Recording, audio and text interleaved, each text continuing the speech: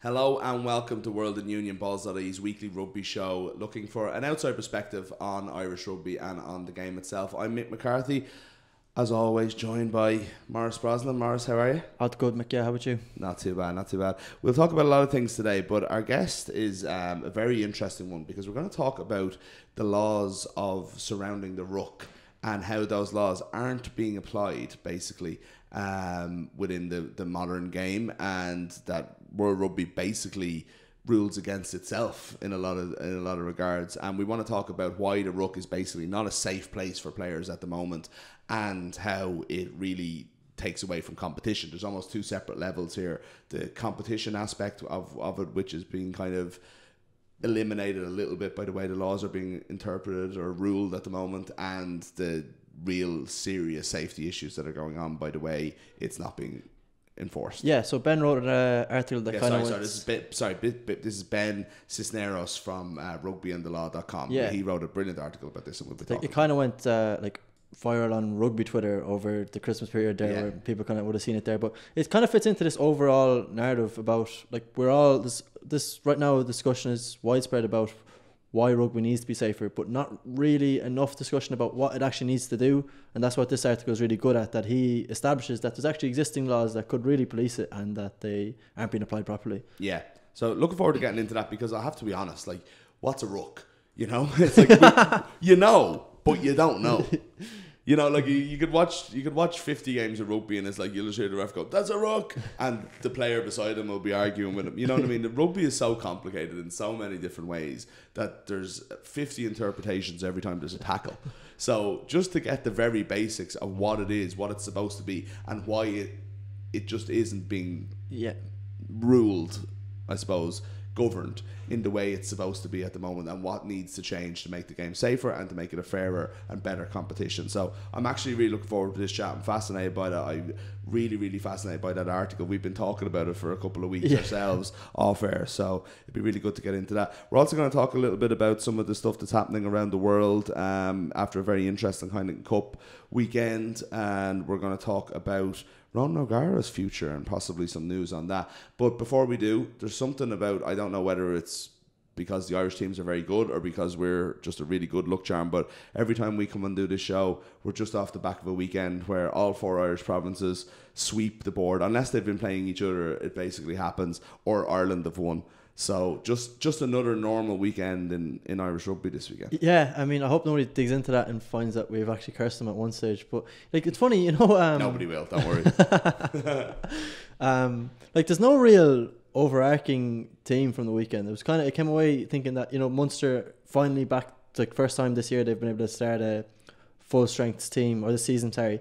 And Ulster similarly, when they're at their best, they're very good, and then Leinster on the other hand, when they're, you know, at their second, third best, they are also very good. Yeah. But in terms of the picture it paints for Irish rugby, again, like, it seems like we're saying this every single week, but just emphasises the strength and depth that players. You see, Caelan Blade, who looks like he's now going to be included in Six Nations squad because of the scrum half depth and the performance he's putting in Connacht. Like, if that's your sixth choice, you're in a pretty good place.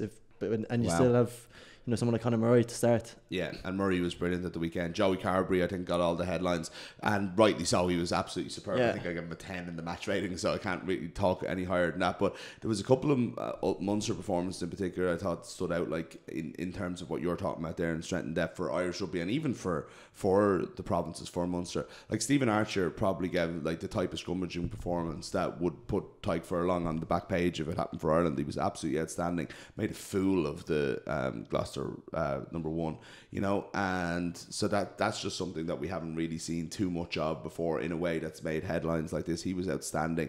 The Tyke Byrne, again, what a performance. Him and Klein together are an amazing partnership. And if you look at Tyke, Byrne's not really in the match day squad at the moment for Ireland. You know, he probably will be now if Henderson's injury kind of stretches into the Six Nations, but, you know, in terms of first choice. And then you look at Chris Farrell returning, and, like, I think I described it at one stage as basically the CJ Stander of the backs, because the amount of space he makes by just getting those hard yards, you know, almost set up that insane try that Conway got that was unfortunately forward. But even before the very first try, if you see that Farrell had 2 carries that just took out 3-4 defenders because you just can't take the man down. He's so quick and so big, and the difference he makes to Munster is huge. And you think, right, we've got Henshaw, we've got Ringrose, we've got Bundyaki, we've got whoever else. So he's probably not getting a real sniff with Ireland at the moment, but he'd do a job if he was in there. Yeah, I think I don't know if there's any other... And that's just the Munster game. Sorry to interrupt. Like, if you could run that through all the games this weekend. I don't think there's another prospect like Chris Farrell in Irish rugby at the minute in terms of somebody who's such a commanding presence and commands so much attention off defensive lines by just this hard running, but also has got like a huge skill set in terms of his handling ability, and also he's got real intelligence. Like, his defense is really clever too. I think it's kind of underappreciated, when he's shooting up out of the line, sometimes it kind of looks kind of odd, but what he's doing is forcing Gloucester back in. Like, you saw Gloucester's try when it came out wide. The reason that they didn't have any joy trying to do that early in the game was because you got someone like Farrell shooting up on the outside, and then it's forcing you only get one or two phases into your backline. It's the currency that's in Irish rugby at the minute, is these quick up defences, and it's something that 13s in Irish rugby in particular have kind of got down, and he's another one that kind of adds to that. Yeah. So just to finish up on the Munster match, the best players on the pitch, without a doubt, Joey Carberry on the bench for Ireland. Andrew Conway might make the bench for Ireland, possibly not, but in again, not in the first 15. Chris Farrell. Then you had John Klein, who's not Irish, but qualify eventually, and Archer, and Klein will eventually qualify. None of those making the starting for Ireland at the moment. You add in Conor Murray in there as well; he was pretty good, but it just goes to show what's there. Then you go to and again, Munster kind of get a bonus point win in England without much fanfare, which shows how far we've kind of come as well.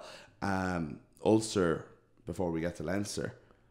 Like, we talked last week about how they kind of just weren't going to win that game. Yeah, and we were trying not to be disrespectful. We knew they could do it, and we stressed that it could be a season-defining game. And I think now it opens a.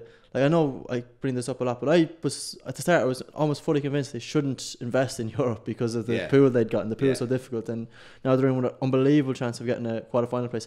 And also the Ulster performance, if you look at it as a whole.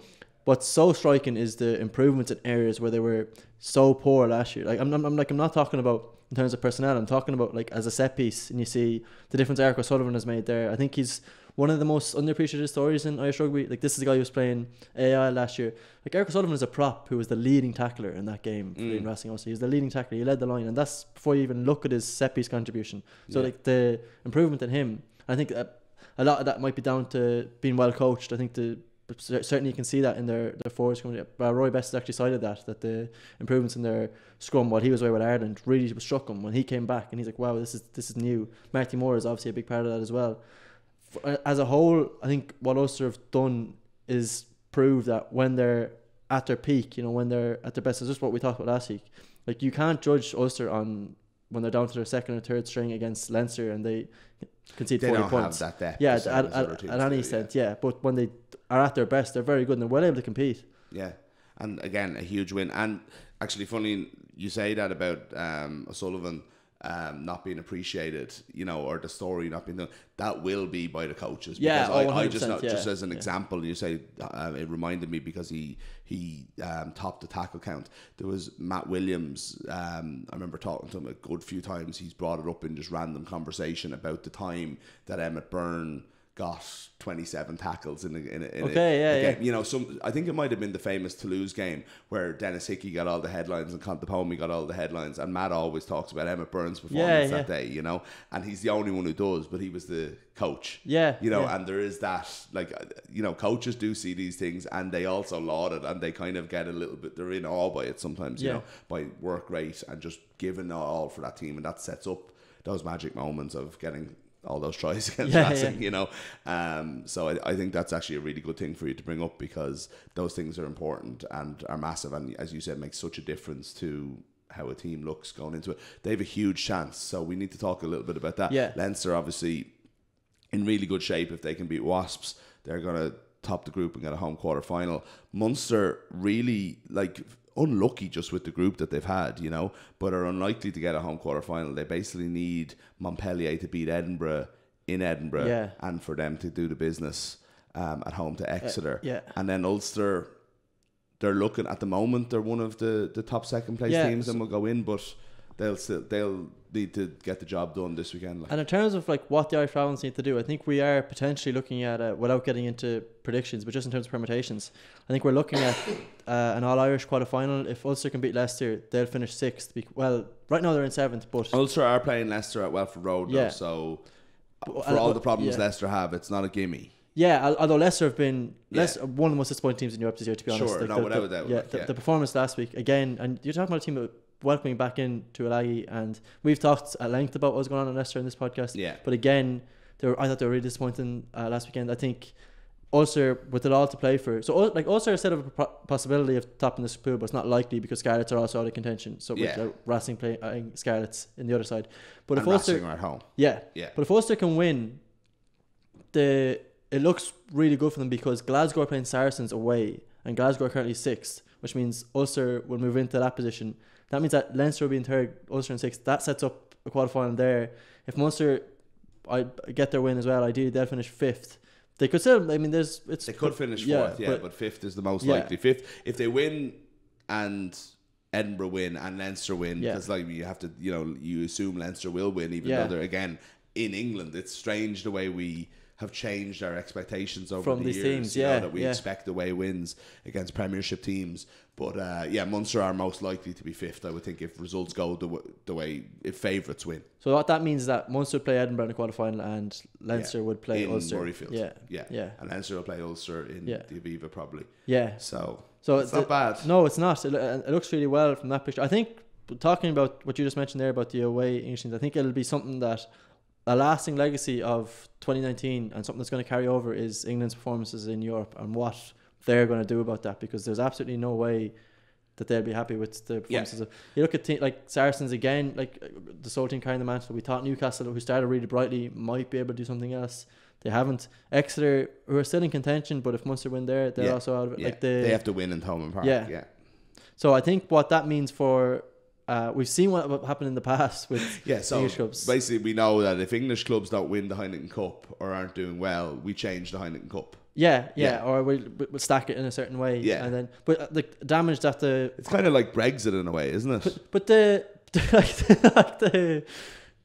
lasting legacy of the Heineken Cup as it was, it still hasn't recovered from what the English clubs did. Like the standing it had, and in terms of like commercially, it hasn't recovered from that. No. It's even today, which it still is it's a fantastic competition. But I in agree. terms of the potential of what it was, and suddenly you're faced with this scenario now. Again, you've seen this narrative about English teams not being able to rest players the week before, despite the fact that Munster had 21 or 23 players playing against Connacht last week before, and they went over to England and dismantled a pretty poor Gloucester performance in the end at home. So like from that perspective, I don't think it's not. We just should mention as well Connacht, who've done, I think that's what I was going to say. Challenge Cup is like a nice addition to. I think they've made no shame of this, that their sole focus is to try and get into the Heineken Cup and try and progress in the Pro 14, and yet this feel good factor extends to European rugby, and now they're in with a great shout. Another brilliant performance against Sale, albeit a second half fadeaway. But in the end, like it once again underlines this fact that where Irish rugby is at right now, and where you've seen Connacht, a load of players who all of a sudden can start looking at. Finlay Bealham, I think, could really start looking towards the Ireland squad. I know he's been name dropped by Joe Schmidt. We're going to have a 100-man Irish squad by the end of this podcast. Looks back to his Ultimate Delan looks really come back into form. I know he kind of stayed away. We mentioned Callum Blade earlier. Jack Carthy is putting in incredible performances down there. Sean O'Brien, the Connacht Sean O'Brien, the better Sean O'Brien as he's called in Galway. I think he could be one of a really good reckoning. He's also a player that Smith will like in terms of like Ty Byrne. He's very versatile. Like he can cover back row, he can play in the lock as well. So those kind of players, that's the tier that you're trying to build in terms of not necessarily, that might not even be a tier building towards an Irish play or starting for Ireland, but it's a tier in terms of building depth and competition amongst each other, like amongst the overall hierarchy of Irish rugby. Yeah. If you can strengthen that tier, it pushes everything on. We should probably go to a few Wolfhound games this year. It sounds like we have a pretty good team.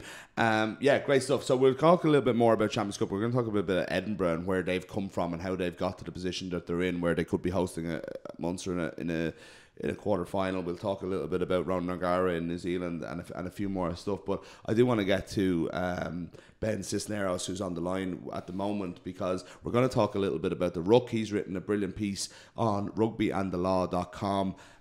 Ben, how are you getting on? Hi, good, thank you. Good, cheers. Cheers for having No, me on. no, thanks very much for joining us. Ben, we want to talk about like the mess of the ruck as it's described in your article, and something that World Rugby are basically turning a blind eye to at times, the dangers within there, the lack of competition because of it. But first of all, I think a lot of us will freely admit that while we know what looks right in a ruck and we might be calling for turnovers and calling for penalties at times, we don't have full understanding of exactly what goes on in there. At its most basic level, can you describe what a ruck is supposed to be or what a ruck is? Yeah, sure. Well, if you look at World Rugby's law book, Law 15 is the one that governs the ruck, and they start off by stating the basic principle that the purpose of a ruck is to allow players to compete for the ball on the ground. So obviously, play breaks down, ball ends up on the floor, and that's where the ruck's formed. And a ruck is technically formed according to their laws when at least one player from each team are in contact on their feet and over the ball, which is on the ground. So basically, it's to allow competition for the ball after a tackle. Yeah, so it's supposed to be the tackler and the ball player on the ground having Yeah, tackled, and then two people basically have a wrestling match to get the ball at its most basic level. at its most basic level, exactly. Yeah. Yeah. So that's obviously not what we see week in, week out, and No. But I was very fascinated to see some of the going through, and we'll talk about some of the things that are illegal, and we don't know they are, and they're definitely not governed as so. But even some of them, like one of the ones that I think we would know. To be a penalty and is often given as one, but the off the feet clear out. You have an example of a couple of them. I know there was one on Keane Healy in the Ireland New Zealand game a few months ago. But that's something that I suppose if we're talking about the why the ruck needs to be cleaned up, that's probably one of the number one points given the dangerous level of people going off their feet. What is so dangerous about that when you're cleaning a ruck? 100% agree. That's definitely one of the key issues. I mean, for me, the massive danger there is that players flying in off their feet, not just sort of going off their feet when they're in the ruck, but actually flying into the ruck, like almost launching themselves off their feet. It just means that players are completely out of control when they enter the ruck. And so if you're out of control, you don't know where shoulders are going to land. You can easily make contact with people's heads, which is obviously a massive issue in rugby at the moment with sort of the recent studies that have been done. I think that's the main one for me. It's the lack of control. It's just very, very dangerous play. I mean, that example you gave of the Keane Healy incident in the Ireland All Blacks game in November was as clear an example as you like. Sam Whitelock, the All Blacks, just comes flying in off his feet, no control, shoulder straight into Keane Healy's head, and I can't remember if Healy went off for a HIA or anything, but he could easily have been concussed. Yeah, and we had it with I don't know if you saw it, but we had it with Tyke Furlong against in the Munster game, and it was a yellow card because he said he couldn't reasonably know that his head was going to pop out there. But the fact that he went off his feet and was out of control going into the ruck suggests that if this is being taken seriously and if this is where we have to get to the next step, then that probably should be a red card regardless of him knowing it was going to be a dangerous situation or not. Definitely. I think it's all about the thing that World Rugby are trying to do by introducing these sort of higher sanctions for contact with the head. It's all about changing players' behaviour, and it doesn't matter about the outcome. If you're trying to change players' behaviour, then what matters is their intention and their awareness about what they're doing, not what might happen if someone changes their body position. You've got to go in there thinking, what happens if I make contact with someone's head? It's all about what the player's state of mind is, and the only way to change that is by increasing the sanctions. And I agree that Furlong incident for me probably should have been a red card because he made contact with the head and he was reckless at the end of the day, and that's exactly the sort of behaviour that the authorities are trying to stamp out, and rightly so. But I think it's kind of important to clarify as well, like you're not advocating for new rules when it comes to the ruck. Like we've seen new rules, for example, when World Rugby tried to clear up the scrum or even the tackle. But you're merely advocating, and in some cases advocating for the abolish maybe of 15.16b. But in general, you're just advocating that they enforce the rules that already exist. Yeah, 100%. So for me, there's sort of four main issues with the ruck at the moment. So the flying off the feet that we've spoken about, players staying on their feet in the ruck. Collapsing the ruck, or the crocodile roll, as a lot of people like to call it, and then the last one is the rule 3.17, the head below the hips one. That's the one that I think probably could be got rid of. but the first three issues could all be solved by simply applying the laws as they're written in World Rugby's own law book, which is kind of a strange position to be in. But yeah, it's pretty easy to resolve.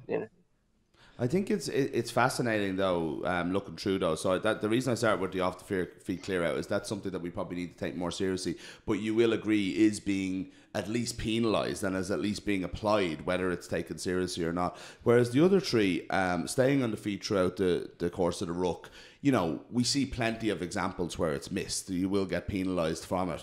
But not being able to collapse or jump on top of a ruck, which I think is the name of the rule, but crocodile roll is how we'll all know it, and the head not being below the hips are basically completely ignored. And I think you even point out that not only do plenty of rugby players advocate and describe how to do the crocodile roll, but Nigel Owens, the most respected referee in the world, is saying it's perfectly legal. How does this happen where there is such a difference between what the laws actually say and how the laws are applied by referees and how they're being guided? Yeah, well, I mean, it goes even further than you're saying, because actually in 2014, World Rugby made a clarification at the request of the RFU on this exact point, and that they ruled that the crocodile roll, not in as many words, but that sort of judo throw was legal. They went as far as ruling out neck rolls, obviously because of the danger to people's heads and necks, but they actually said that the sort of body throw, as you like, was perfectly fine. So that's sort of, I guess, where the difference of opinion has come from. I mean, I don't know how we got to that place to begin with. I think partly it's a combination because when sort of some rules haven't been applied, like the head below the hips rule, it means it's particularly difficult to clear players out. Similarly with the players going off their feet at the ruck, if players are off their feet, you can't sort of drive them backwards. So one of the only things you can do is twist them sideways to get them off the ball. And I think that's probably how the crocodile roll came about. So actually it's sort of a cumulative effect of ignoring various laws, not necessarily deliberately, but sort of over time, it's just developed that that's how the ruck works. And so it's just become accepted. But I think there's so many examples now of serious injuries occurring because of this crocodile roll. I mean, it's something that Ben Ryan, former England and Fiji Sevens coach, he's been going on about it for years now, since 2014 when World Rugby made this clarification. He's been sort of a real advocate for changing that, and I think he's bang on because I went through yesterday through YouTube just trying to find examples of injuries which have occurred, and I wouldn't recommend doing it because some of them are pretty horror to watch. But Ellis Jenkins playing for Wales in the autumn last season, year-ending injury because of a crocodile roll. Jean de Villiers, Springbok captain back in 2014. James Horwill playing Super Rugby in 2012. Justin Ives playing for Japan against a World 15 and a World Cup warm-up in 2015. Virgil Bruni, Lyon player against Toulouse in 2017. In the English Championship, a player called Rob Fuller playing for Hartbury had a horrible injury last year playing against Jersey. And then also the case of Sam Jones, the Wasps player who was forced to retire because of terrible leg injury. I mean, we don't know if it was because of a crocodile roll per se, but it was in what's been described as a judo training session in an England camp. And these moves are sort of the judo-esque moves, and the fact that they're being coached and trained, it's opening players up to these sort of really serious lower limb injuries. And obviously, it's not as perhaps long lasting and disastrous for your life as head injuries could be. But certainly in terms of a career, they could be career ending. So it is something that really, really does need attention. Definitely. And I suppose just to clarify that as well, Ben, you're talking about the jacklers sustaining these injuries. Like we saw it actually recently in the Leinster-Ulster game. Kyle McCall suffered a horrendous injury when he was kind of crocodile rolled off the ball by Frawley in that game. It's since been confirmed he suffered a hamstring injury there. In an ideal world, like that jackal is something that's so kind of eye-catching, and it's a real skill in the game. Probably, I suppose, for anyone more regularly who would see it, the kind of the Pocock approach. Like, how would you like to see that contest unfold? Like, what would your ideal scenario be? Well, I think, like you say, the jackal is a real skill and a technique which I think probably should be rewarded in rugby. What's the point of sport if we're not encouraging great bits of skill? And that is, although it's not as flashy perhaps as throwing ridiculous offloads like we've seen in the Heineken Cup this weekend or anything, but it is a real skill. And I think what needs to be done is you've got to allow for that competition to take place, and you've got to allow for it to take place safely. So that involves various things. I mean, firstly, players not going off their feet. If players aren't off their feet, for a start, it's easier for a jackler to come in and try and steal the ball. And then in terms of clearing them out, people not flying in off their feet, it's not going to be as dangerous. And then getting rid of this crocodile roll, again, it's going to make it easier for a jackler, and it's also going to make it safer for a jackler. So I think there's various things that can be just slightly tweaked in their interpretation, just to allow this better competition and safer competition. And the important thing I suppose to note on that as well is that, it's not the point of that isn't to weight it in favour of the jackler. It's just to enforce a safe competition. Like, the teams can still stock their own rucks or have a quick clear out, and that the jackler just can't take place because once players in contact, he can't get his hands on the ball. Yeah. That was going to be my question though, Ben, just as I think we can all agree in a rather straightforward way that 1 and 2 there, as I said, 1 which is being penalised and probably needs to have harsher punishments, 2 which needs to be more consistent. I think we need to get rid of them, and that's straightforward. And I think there is probably more of a conversation with 3 and 4. As you said, 4 could probably be abolished, so that, again, just to clarify in case we didn't, that the technical rule is that the jackal or somebody in the ruck's head can't be below their hip level, which would obviously rule out the kind of the one we're used to seeing, the pocock or the Peter O'Mahony, which is the head on the ground, arse in the air. Look, but we're saying that that's a skill. Let's leave that in there. But then, if that's the case, does that not give the defending team probably too much of an advantage in a ruck? Probably lead to too much turnovers, lead to probably not, takes away the scoring of the game. If that one counter for the attacking team in the ruck, one legal counter, again, they've got plenty of illegal ones that we need to stamp out. But if that's taken away, does that not give too much of an advantage to the defensive team? Yeah, well, it's an interesting one. I think the laws really are set up very carefully to create this balance between attack and defense and also safety. And so you have to be very careful when tweaking them. So this rule about head below the hips, I mean, I didn't even know it existed until I started researching for this article. And I don't think many people realise it's a rule, because it's just, I mean, I've never ever seen a free kick given for it in all the rugby I've ever watched. I suppose the purpose of that rule is because if you've got your head in line with your hips or above, it's easier for the player doing the clear out, the attacking team, to get under your shoulder and to drive you out of the way, rather than having to roll you or come in at the side or anything like that. So that's the purpose of that rule, is to allow for that competition. But I mean, to me, for a start, it would be a difficult rule to enforce properly if they're going to be serious about it, because sort of working out whether a player's just got his head below his hips, how stringent are you going to be? And also the main one for me is that it seems to me that having your head up in a ruck is probably going to be more dangerous than if you've got it hunched down. I mean, I'm not a scientist, I'm not a statistician, so I don't know if that's exactly right, but to me it feels more exposed and the head's going to be more vulnerable. So that's why I think the rule probably should go. And then, like you say, then it's a question of, is that going to weight things too heavily in favour of the defensive team?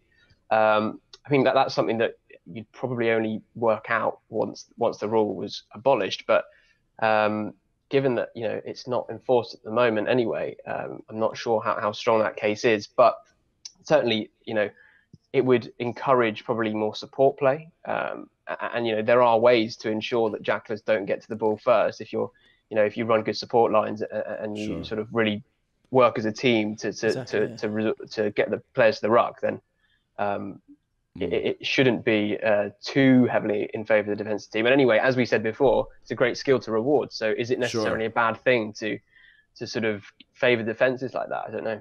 Possibly not. No, and I think just there is, it does kind of come again to the difference between competition and safety, and safety probably does always have to outweigh that. We can figure out the competition later, but it needs to be a safe game.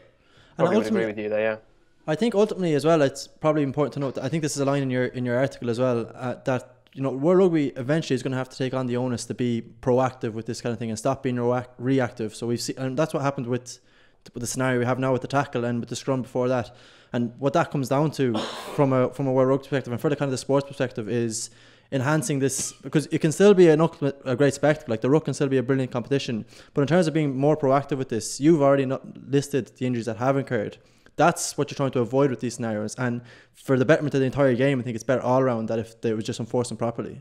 Yeah, 100%. I mean, I think there is a need for some research, and I know there's lots of sort of surveillance projects that go on, and I'd be really interested to read some of the stats they have on ruck injuries and things like that.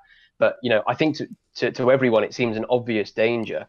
It seems that it's something that could easily be fixed. It's not like concussion, which is an invisible injury, or we're not sure exactly how it's caused or when it's caused or when the most dangerous situation is. It's pretty clear. If a player is being twisted sideways over their knee ligaments, they're probably gonna at some point gonna snap. It's not a particularly difficult one to work out. So it just seems like it's an obvious one to clamp down on for me. Nice and gruesome as well. Before we let you go, Ben, there's a couple of other issues in the ruck like that. I'm just wondering, have you looked into, or is and they wouldn't be from a safety point of view. It's more from clearly being illegal. For example, end of the game, there's 2 minutes to go in the game, and you're running it up the jumper. And there's these kind of organised rucks where you have 6 guys going in together, so you can be safe. Do it again, up the jumper 5 times, kick it out into touch. All of those lads are falling off their feet immediately. I can never understand how referees never give penalties from it unless they're in a certain mood on the, phase 26 or something. But it does seem like that there is kind of a, take it or leave it attitude to the rules in general, even when it's not about safety. Yeah, for sure. I mean, the end of the game is a tricky one. There's been so many instances this season already where you've seen referees just really reluctant to give penalties, and you can understand why. If it's going to be a game-defining decision, you want to make sure that it's exactly right. But at the end of the day, the laws are there to be applied, and if you don't apply the laws in the last minute, then you're sort of undermining their integrity for the rest of the game. So I think it's important that they are applied in those situations. It comes back to what we were saying about players going off their feet in the ruck. It's got to be one that's applied. It allows for fair competition for the ball, whether it's in the first minute or in the last minute. I agree with you there. That is a common one. Something that could be cracked down on. Ben, fascinating stuff. Tell me, what more can we get from rugbyandthelaw.com if this is what we found? What more can our viewers expect there? It's a relatively new blog. It's a sports law blog primarily, but it's focused on rugby union. So lots of articles about the laws, about concussion, about player welfare, governance issues, commercial issues. This week published an article about whether ring fencing the English Premiership could potentially be anti-competitive in terms of competition law. But yeah, there's plenty to get your teeth into over there. So it'd be great to get a few more readers. Fascinating stuff. Rugbyandthelaw.com if anybody wants to check it out. Ben Cisneros, thanks so much for joining us. Thanks very much for having me on. Look forward to talking to you again. Great stuff there. Ben Cisneros, rugbyandthelaw.com. Really enjoyed that chat. Feel I'm a little bit wiser about it, but also now I'm just going to be watching games slightly differently, going, crocodile roll up, and it's like, and referees and players and everybody perfectly happy with it, and me apoplectic watching the TV.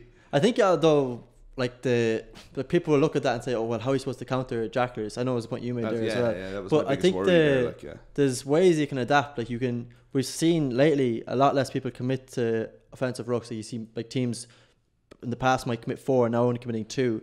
But if you just stack your own offensive rucks again, and you might be pulling out of your offensive line, but it's just small little adaptations that you do to re-emphasize that. But also it makes your first up clear all the more important. Like you're trying to win a race. I remember we spoke to Niall Ronan on site for an article, and he was talking about the best thing you can do to counter players like Pocock, but it was the example he was using, was just win the race, just get there first, so lock it off, so when he can't get down, like you're trying to, that's all you're trying to do. It could speed up the ball. But as we did, look, I don't want to dwell on it too much, but we did talk about it before. I used the example of Ulster in the last couple of minutes against Clonettley and how you can almost see it coming. Because defences are waiting they're waiting that 3 phases until they can go for it. You know, so it is a planned thing as well. It's not that O'Mahony just happens to be there at the time to go and get it, or Rory Best. I mean, it's called almost. Exactly. Like this is we're going to do this in 4 phases. You know, is that we're going to have a go at the ball. So that's harder to counteract. But as I said, like Ben said there, it might not be as sexy as an offload or something. When you're in the Aviva Stadium,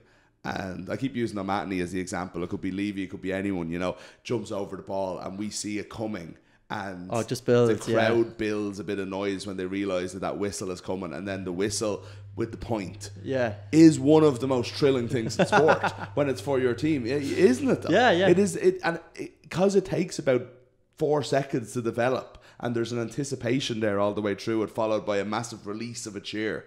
It's better than an offload. And it's like the combination of factors that go into it. Like you mentioned this like preordained thing. You see somebody like Tyg Byrne, who actually swings around, like he moves around behind rucks, and then on Friday night, he times to perfection. Yeah, he does. And again, what he's doing there as well.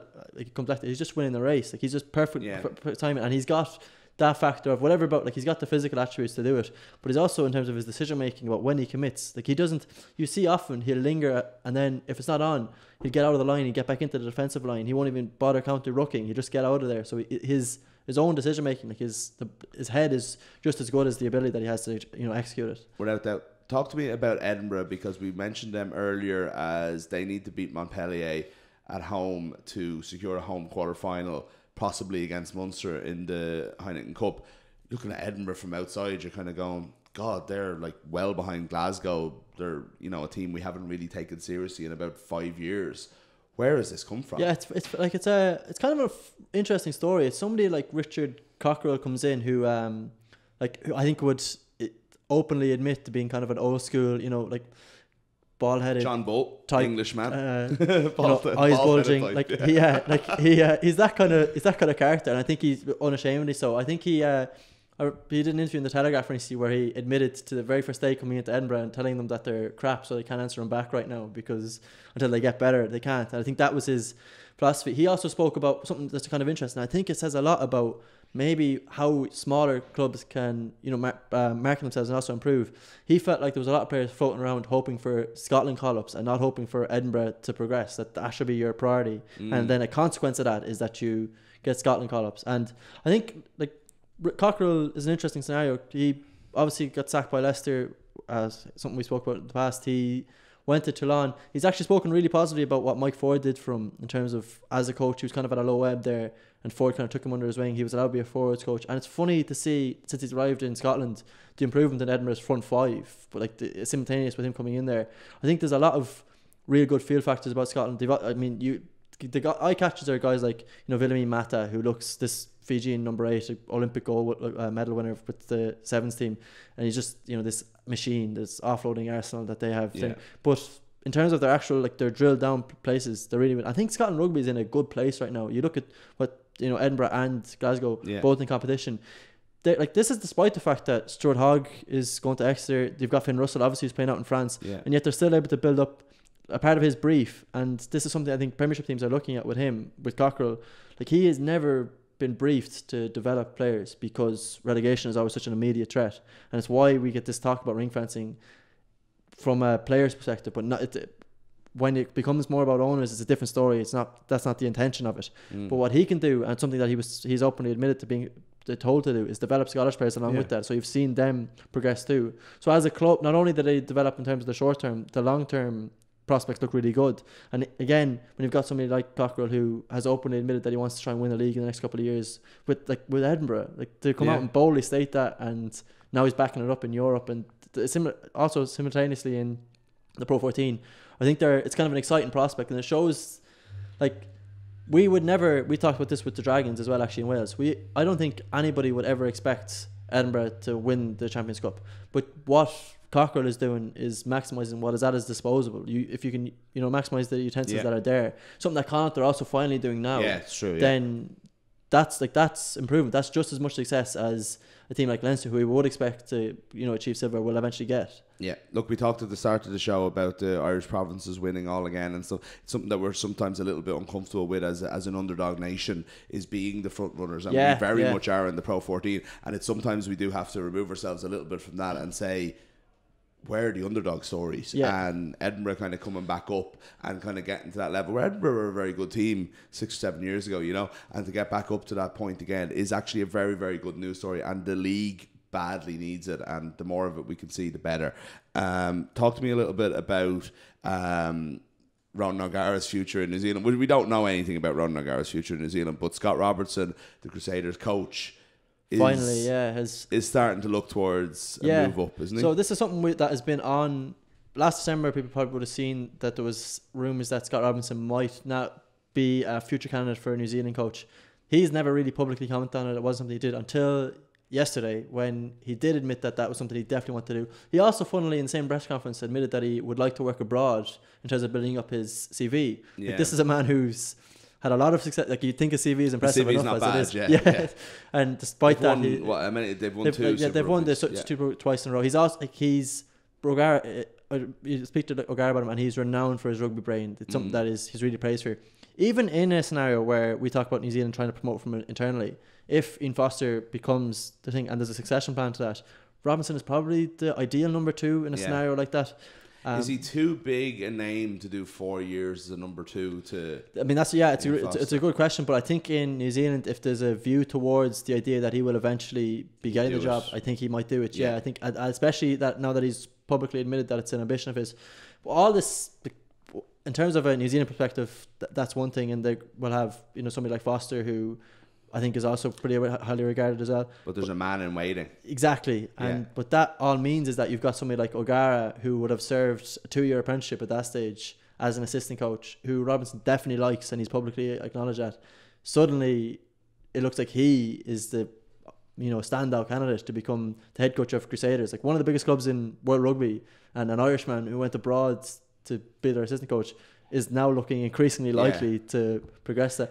It's true. Again, we should always take ourselves out of the Irish kind of small, it does happen in the rest of the sport, but probably not in rugby. Like Ron O'Gara is a legend of the game who has 120 caps for it's on merit, a top tier nation. He's not a nobody either. He'd be a big name even in New Zealand, but it's more that he's taken this different route than everybody else. Even some of the guys who've gone to France, that's great, but like to go Southern Hemisphere to just rip it up, and for that to be such successful that we're even talking about him in this regard. I do worry though that Super Rugby teams tend to appoint New Zealand coaches from their own country, especially in New Zealand. Now that might not matter. It might be just a coincidence because there's so many good coaches down there, as we know up here, and it could be an availability thing. But O'Gara does seem the person in line if the job becomes available. Yeah, and I mean that's true. Whatever O'Gara's gone, he's broken the mold, and you would think that he would carry that over, and he could certainly implement that in Crusaders as well. It's fascinating to see. Coach are probably the biggest. Well, are they the biggest club in the world?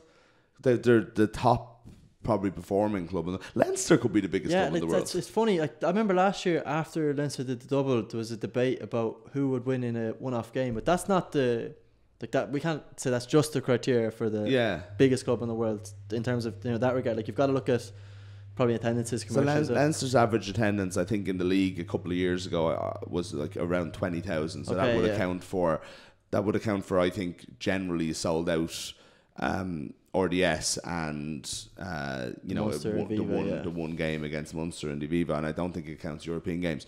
And I know that Super Rugby you're probably hitting 13, 14, 15 for most of those New Zealand teams. So in that regard, you're probably bringing in a bigger crowd at Leinster, and also there's room for more in those games. You know what I mean? There's a lot of sellouts. I don't know. Then you have to take into account the English and French teams, but you have to add success, talent level, the amount of internationals, how appealing it is to join this club. Leinster would have to be, considering the fan base as well. I definitely as big a club as there is now. It does take up a huge area of. It's like a major European capital city plus 11 counties is what Leinster have. With no competition whatsoever. But I think there's also the fact that I don't think anybody in Super Rugby would probably regard Leinster as even competition. I don't think they look towards European rugby at all. I remember. It's just more would O'Gara be coach of the biggest club in the world? Yeah, I remember Sean Cronin talking after the Ireland New Zealand game that Savah was chatting to Ringrose after the game and asking him, "So is your season over now or what?" Like, this was in November, so I think we don't penetrate their we don't really exist. All. They just play us twice a year.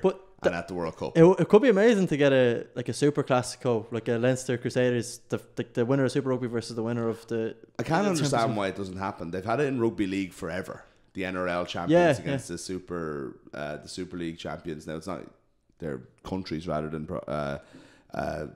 entire continents, but And maybe why not? Like, I mean, let's do it. You know, there's surely a date in the calendar we could do it, and just get that one off and do it in Europe one year during the November window, and do it in the summer in the southern hemisphere. The other side, yeah. I'm sure there's a lot of players who the last thing they want is more rugby, but a one-off game, I think. Depends how seriously it's taken. The last thing you want to do is go down to New Zealand so that you can have a challenge game against the Crusaders. But if it matters for some reason, I don't know why, a big shiny cup. I'm on board. Yeah, a big shiny cup. That's what Leinster need to win. They haven't got enough of them. So listen, that's all the time we have for it. We're out of time. We're getting furiously wrapped up by our producer Robbie here. So he's I think his head is about to explode. So we better go, or I could just keep talking and annoy him even more. What do you think? No, I'm gonna wrap it up. Listen, we'll be back with you next Tuesday for more World in Union. Have a good week.